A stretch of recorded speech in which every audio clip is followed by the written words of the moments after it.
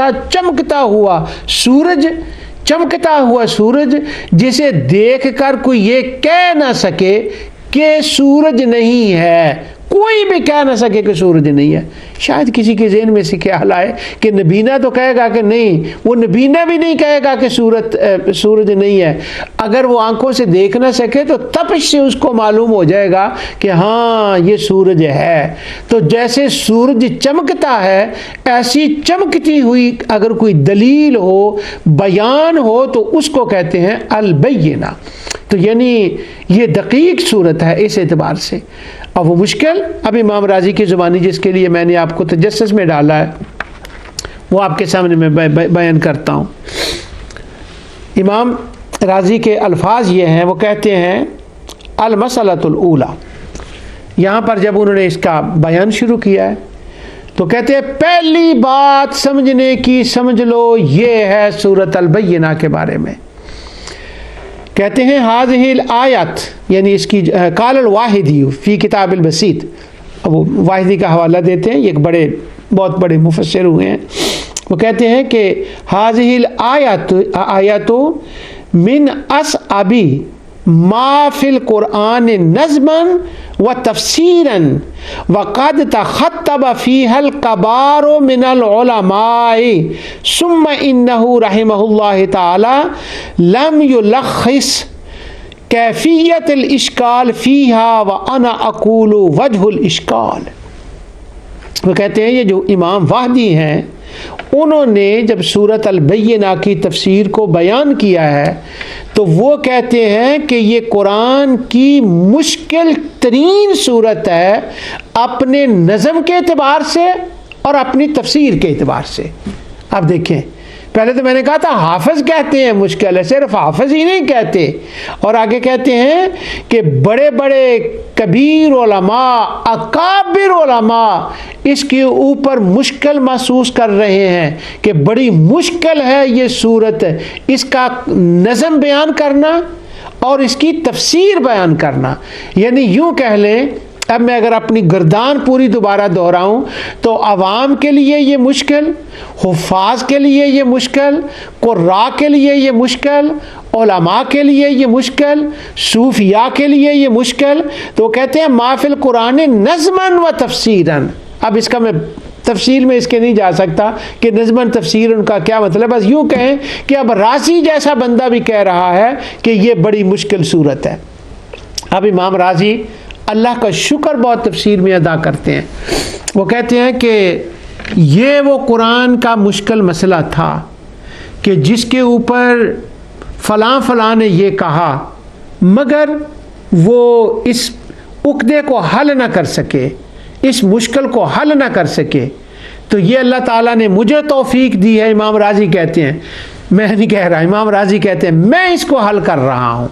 तो ये बहुत से मुकाम तफसीर कबीर के अंदर जो उसका मुताला करने वाले अहल इल्म है वो जानते हैं। बल्कि मैं शायद कभी पहले भी कहा हो, मेरे ख़्याल में कुरान की तफसीर लिखते हुए और जिसके ऊपर इंकिशाफ़ात होते हैं कुरान के, और उन इंकिशाफ़ात के ऊपर, उन कशफ़ों के ऊपर एक बंदा कुरान पढ़ने वाला अल्लाह का शुक्र अदा करता है कि अल्लाह ताला ने मेरे लिए इस बात को खोल दिया, तो अहले इल्म उसका शुक्र अदा करते हैं। मगर मेरी हकीर नज़र में इसके ऊपर जितना शुक्र इमाम राज़ी ने किया है ना, शायद ही कोई और मुफस्सिर हो। ये मैं नहीं कहता कि कोई है ही नहीं, मेरी इतनी अहलियत नहीं है कि मैं वहाँ उसका तकाबल कर सकूँ, लेकिन इमाम राज़ी की हद तक मैं कह सकता हूँ, जिन बाद लोगों को मैंने देखा है उनमें सबसे ज़्यादा ये सादत जिसके हिस्से में आई है कि नज़्म कुरान हो, तफसीर कुरान हो, मुश्किल कुरान हो, जो मुश्किलात हैं कुरान करीम के समझने के, उन सब में इमाम राज़ी को अल्लाह का शुक्र अदा करने का ज़्यादा मौका मिला है, और वो ज़्यादा मसरूर होते हैं इस बात पर कि हाँ इसको मैंने अल्लाह ताला की रहमत से ये बात की है। अब चूँकि ये सूरत मुश्किल थी और वाहिदी ने, अल्लामा वाहिदी ने ये बयान तो किया कि ये बड़ा मुश्किल है, तो आगे कहते हैं अल्लाह ताला उन पर रहमत फरमाए, उन्होंने इसकी कैफियत मुश्किल को बयान नहीं किया कि वो कैफियत मुश्किल है क्या। अब वो जो कैफियत मुश्किल है उसके ऊपर कहते हैं व आना अकूल वजिल इश्काल, मैं ये बताता हूँ कि वो मुश्किल क्या है और मैं बताता हूँ कि उस मुश्किल का हल क्या है। और अगर इमाम राजी का ये जुमला मैं अपने प्रोग्राम के लिए इस्तेमाल करूं तो माना इसका ये है, वो ये कहते हैं कि वो जो कैफियत इश्काल है ना, क्या मुश्किल है, उन्होंने उसको बयान नहीं किया, उन्होंने उसकी तलखीस नहीं की, बयान नहीं किया, लेकिन मैं उसको मुश्किल को बयान करता हूँ। तो अगर हम इज़ाला शुबहात के प्रोग्राम के साथ इमाम राजी का लफ्ज़ बयान करें तो वो यूँ बनता है कि वो इमाम राजी कहते हैं वो जो शुबा है, वो जो मुश्किल है, अब मैं उसका अपने रब के फजल से इज़ाला करता हूँ कि अल-बय्यिना मुश्किल सूरत क्यों है। यहाँ से फिर उन्होंने अल-बय्यिना का शुरू किया है और अल-बय्यिना के बाद उन्होंने जो पहली उसकी आयत है जिस पर आगे चलकर इंशाअल्लाह अल्लाह ताला की रहमत से जब उसके तर्जुमा हम करेंगे तो इमाम राजी को दोबारा उस बात की तरफ में आऊँगा कि उन्होंने फिर वहाँ पर वो इश्काल और उसका क्या जवाब दिया है और क्या उसका मतलब है। मगर इमाम राजी कहते हैं ये सादत मेरे हिस्से में आई है बिलाशुबा। लेकिन यहाँ एक मैं इंटरेस्टिंग एक बात बता दूँ आपको।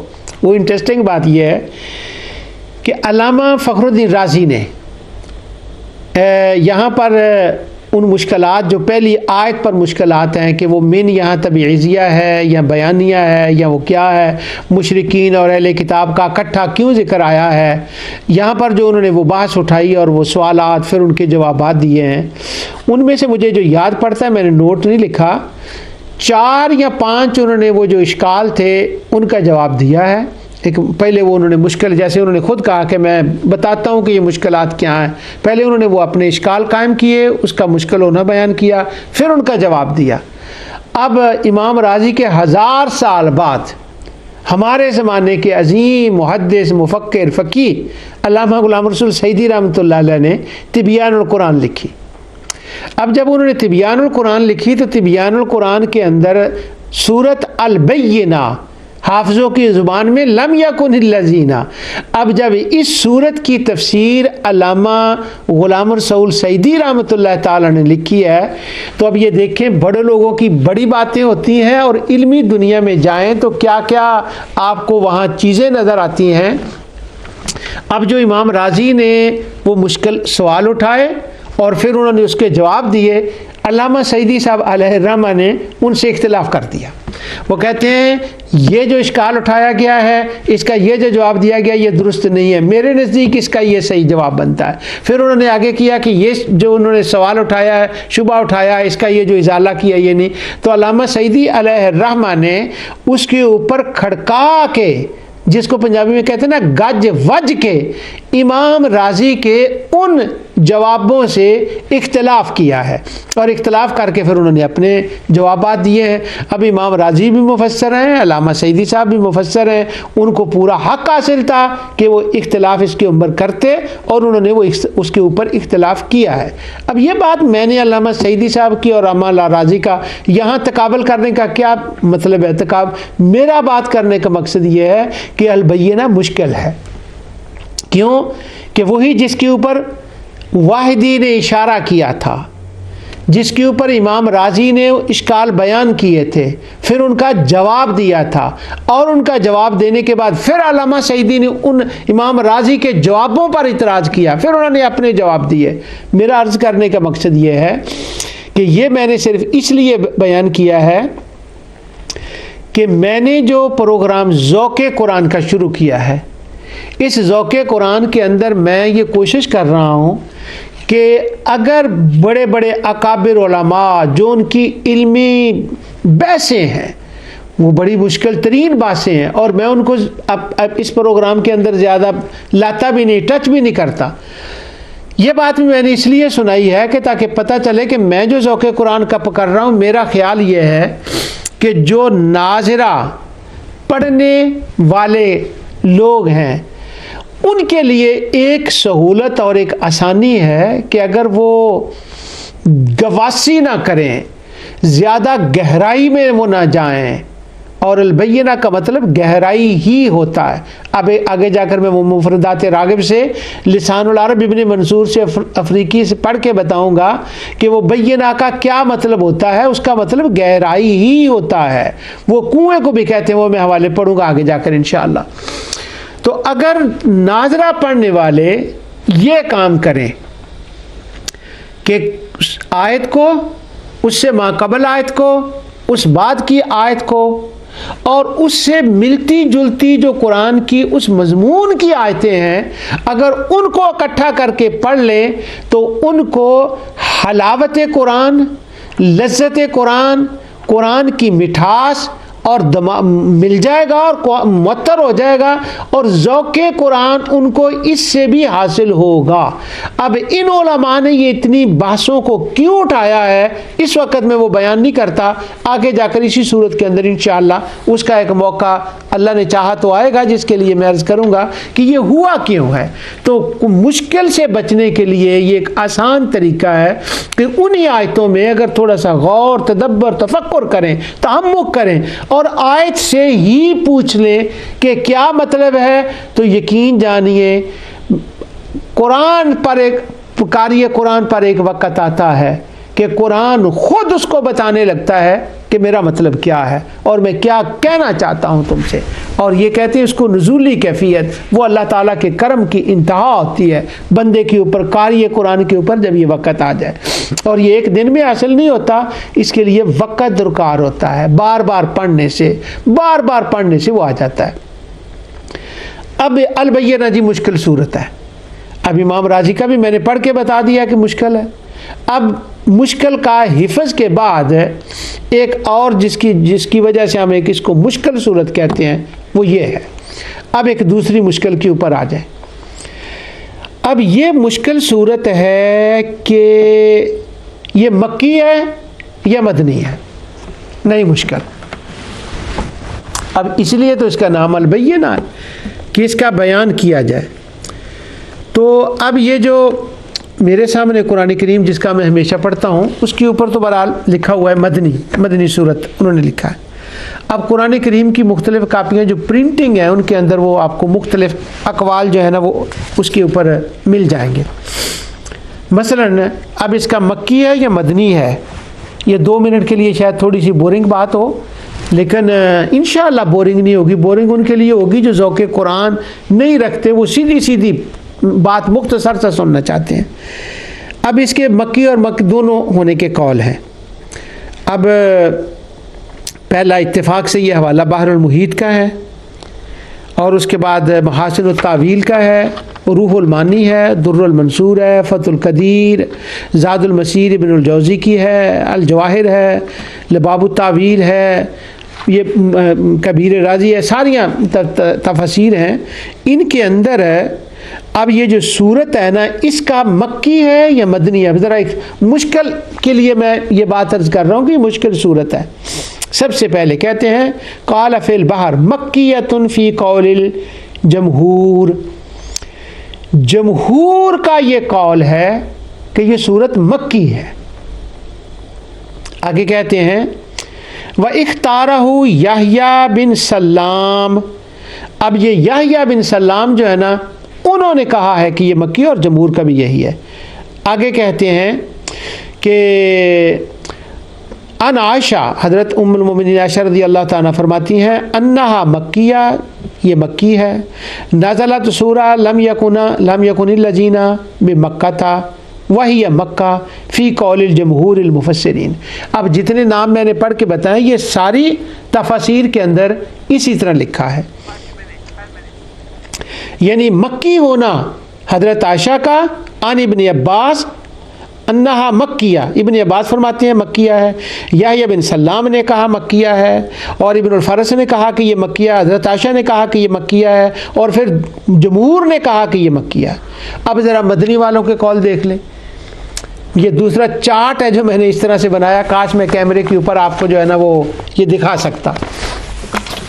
वकाल इब्न ज़ुबैर व अता इब्न यसार मदीना काला इब्न अतिया, इब्न ज़ुबैर ने कहा, इब्न यसार ने कहा मदनीना है, और इब्न अतिया ने भी कहा।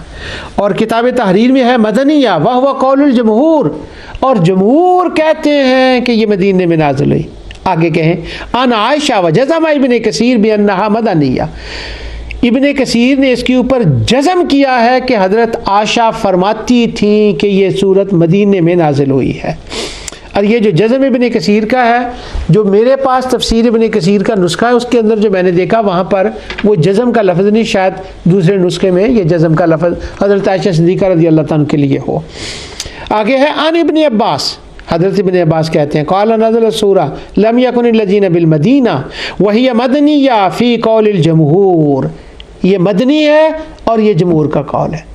अब आई ना बात, पता चला ना, हाफिज़ों के लिए ही मुश्किल नहीं है। इमाम राज़ी ने कहा है अल-बय्यिना कुर्रा के लिए भी मुश्किल है, अल-बय्यिना उलमा के लिए भी मुश्किल है। अब ये मक्की मदनी होने के एतबार से ये देख लें कि उन्होंने कहा है कि इख्तलाफ है उसके अंदर, दोनों ही जमहूर, दोनों ही सेम लोग, जो इधर है वही उधर है, और उसके लिए वो कर रहे हैं।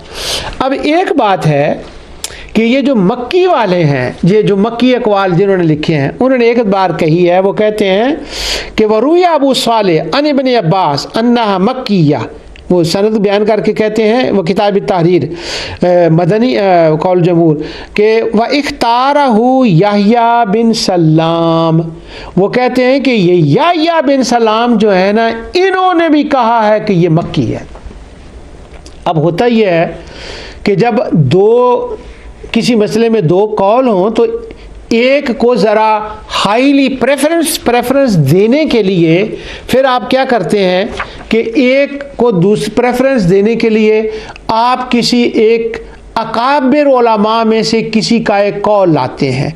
अब यहाँ पर अकाबिर उलमा के तो दोनों तरफ कौल बराबर है, दोनों मक्की भी कह रहे हैं, मदनी भी कह रहे हैं। अब ज़रा उससे निचले दर्जे का एक कौल लाया गया, वो क्या था, याह्या बिन सलाम, कि याह्या बिन सलाम ने कहा है कि ये मक्की है। अब वो मक्की वाले जो है ना, वो प्रेफरेंस जिसको कहते हैं ना देने के लिए, उन्होंने याह्या बिन सलाम का कहा। अब ये जो याह्या बिन सलाम इन्होंने कहा मक्की है। अब याह्या बिन सलाम एक अजीम मुफस्सिर थे, इमाम मालिक के ये शागिर्द थे, और इमाम हसन बसरी के शागिर्दों से इन्होंने डायरेक्टली किरात पढ़ी थी। बहुत सी किताबों के मुसन्निफ थे और इमाम मालिक के शागिर्दों में थे, जाहिर है। और उसके बाद बेमिसाल हाफ़िज़ा था उनका। बहुत से लोगों ने इनको सिक्का भी कहा है कि ये हाफिज़ थे। 200 में 124 में इनकी वलादत हुई, 200 में इनकी वफ़ात हुई है। इनका तर्जमा तारीख़ ज़हबी में है, सियर आलम नुबला, लिसानुल अबर, कामिल फिल ज़ुअफ़ा के अंदर, ये जो रिजाल की हमारी किताबें उनके अंदर इनका तर्जमा है। मगर दारकुतनी ने और कुछ लोगों ने इनको कहा है कि ये ज़ईफ़ हैं जब ये रवायत बयान करें। मेरा इनका तर्जमा बयान करने का ये मकसद था कि जिनकी तरफ मनसूब करके ये कहा गया ना कि याह्या बिन सलाम ने कहा है मक्की है, उनके बारे में मुहद्दिसीन ने उनका जिक्र ज़ुअफ़ा में किया है। उनके कौल पर, उनकी रवायत पर उन्होंने ये कड़ाकेदार बात नहीं की कि यहाँ अगर याह्या बिन सलाम कह दे कि ये मक्की है तो अब मक्की हो ही गई है। नहीं, वो इनका ये मैंने सिर्फ इसलिए तर्जमा पेश किया है। तारीख़ ज़हबी है, सियर आलम नुबला है, लिसानुल मिज़ान है, या जितनी भी रिजाल की किताबें उनके अंदर याह्या बिन सलाम का। तो इसका मतलब मैं अर्ज़ ये करना चाहता हूँ कि याह्या बिन सलाम के कहने से ये मक्की नहीं बन जाएगी। अब इसका क्या मतलब होगा?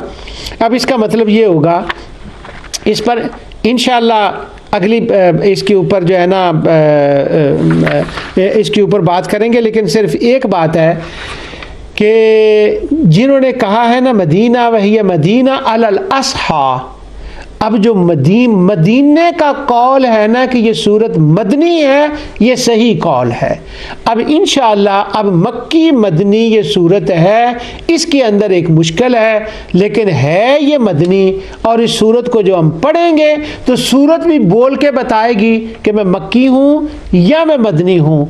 तो इंशाअल्लाह इस पर अभी मुश्किल है ये सूरत, इस पर इंशाअल्लाह कुछ बातें रह गई हैं जो मैं ज़ौक़े कुरान के नाज़रीन तालीन तक मैं समझता हूँ अर्ज़ के उनके लिए ये हेल्पफुल होंगी कुरान पढ़ने के लिए कि मुश्किलात से बचने से ज़रा सीधा सीधा आसान पढ़ लें तो आम लोगों के लिए वो अल्लाह ताला आसान फरमा देता है। जो कुछ मैंने कहा अल्लाह ताला इसे कबूल फरमाए। वमा अलैया